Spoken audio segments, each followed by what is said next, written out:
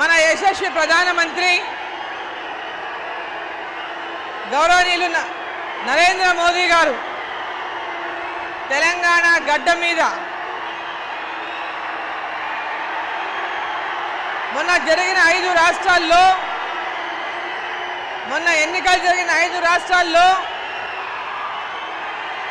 3 రాష్ట్రాల్లో విజయం సాధించి ప్రముఖంగా పశ్చిమ బెంగాల్లో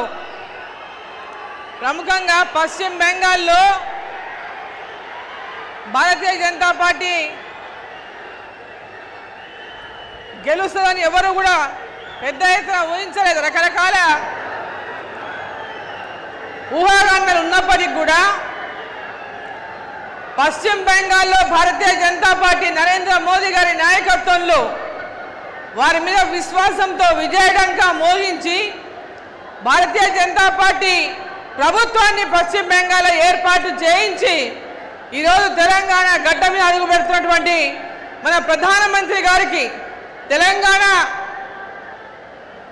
వ్యాప్తంగా అన్ని జిల్లాల నుంచి అన్ని గ్రామాల నుంచి పెద్ద ఎత్తున స్వాగతం పలకడానికి విచ్చేసినటువంటి అక్క చెల్లెలకు అన్న తమ్ములకు అందరికీ నా యొక్క ధన్యవాదాలు నమస్కారాలు తెలియజేస్తా ఉన్నాను.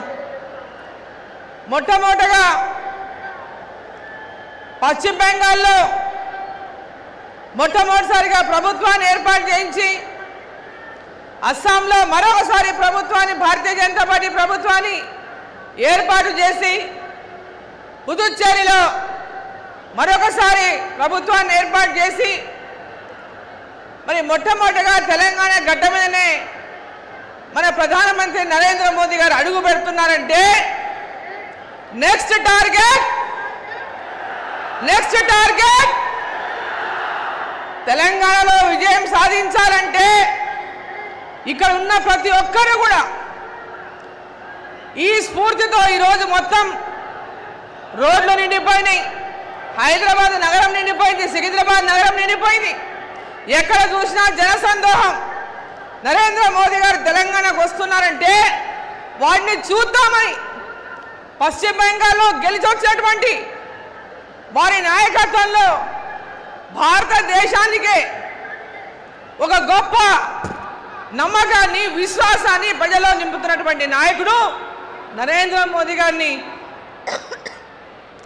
చూడడానికి అన్ని ప్రాంతాల నుంచి వచ్చిన మీ అందరూ కూడా కొద్దిసేపట్లో వారు సభ ప్రాంగణం చేరుకోబోతున్నారు.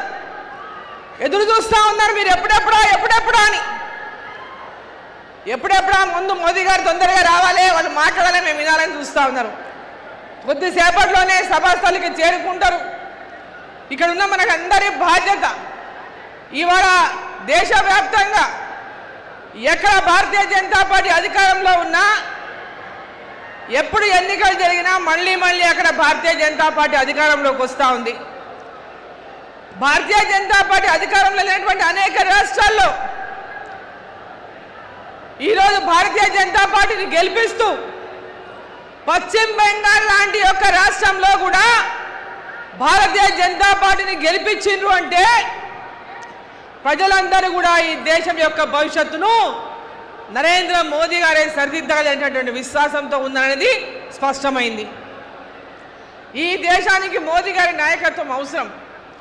ఈ దేశాన్ని వికసిత్ భారత్ చేయడం అవసరం. వికసిత్ భారత్ లక్ష్యంతో ఈరోజు భారతదేశం అంతా కూడా ఒక అభివృద్ధి ప్రతి గ్రామాల నుంచి అభివృద్ధి పరచాలని, ప్రతి రాష్ట్రం అభివృద్ధి చెందాలని ఈరోజు కూడా మన రాష్ట్రంలో అనేక అభివృద్ధి కార్యక్రమాలకు దాదాపు 10,000 కోట్ల రూపాయల పనులకు ఇవాళ శంకుస్థాపనలు చేసిండు, ప్రారంభోత్సవాలు చేసిండు. అదేవిధంగా భవిష్యత్తులో తెలంగాణ ప్రజల యొక్క కళ సాకారం కావాలి. మనం ప్రత్యేక తెలంగాణ కోరుకున్నాం. నీళ్లు నిధులు నియామకరణ సెంటిమెంట్తో ప్రత్యేక తెలంగాణ కోరుకున్నప్పటికీ కూడా నేటికి కూడా తెలంగాణ ప్రజల కళలు నిజం కాలేదు. గతంలో బీఆర్ఎస్ పార్టీ కానీ ఈనాడు కాంగ్రెస్ పార్టీ కానీ ప్రజలను వాళ్ళ హామీలతో మోసం చేసే తప్ప తెలంగాణ ప్రజల కళలు నిజం చేయలేదు. మహిళలే కానీ, రైతులే కానీ, యువకులే కానీ అన్ని వర్గాల ఎస్సీ ఎస్టీలు కానీ బీసీ వర్గాలు కానీ అన్ని వర్గాల యొక్క అభివృద్ధి జరగాలి. తెలంగాణ మనను కలలుగన్న తెలంగాణ ఏర్పాటు కావాలి. ఈ తెలంగాణలో అభివృద్ధి జరగాలి అంటే తెలంగాణలో కూడా భారతీయ జనతా పార్టీ అధికారంలోకి రావాలి. డబల్ ఇంజన్ సర్కార్ తెలంగాణలో వస్తేనే తెలంగాణ ప్రజల కళ సాకారం అవుతుంది. మరి ఆ దిశ మనం అందరం ముందు కదులుదామా? పశ్చిమ బెంగాల్లో అధికారంలోకి వచ్చినట్టే తెలంగాణ కూడా అధికారంలో తెద్దామా? తెలంగాణలో బీజేపీ అధికారంలోకి తెద్దామా? తెలంగాణలో బీజేపీ అధికారంలోకి తెద్దామా? తెస్తాం తెస్తాం, బీజేపీ అధికారంలోకి తెస్తాం తెస్తాం తెస్తాం తెస్తాం తెస్తాం. జై శ్రీరామ్, భారత్ మాతా కీ. దండోరా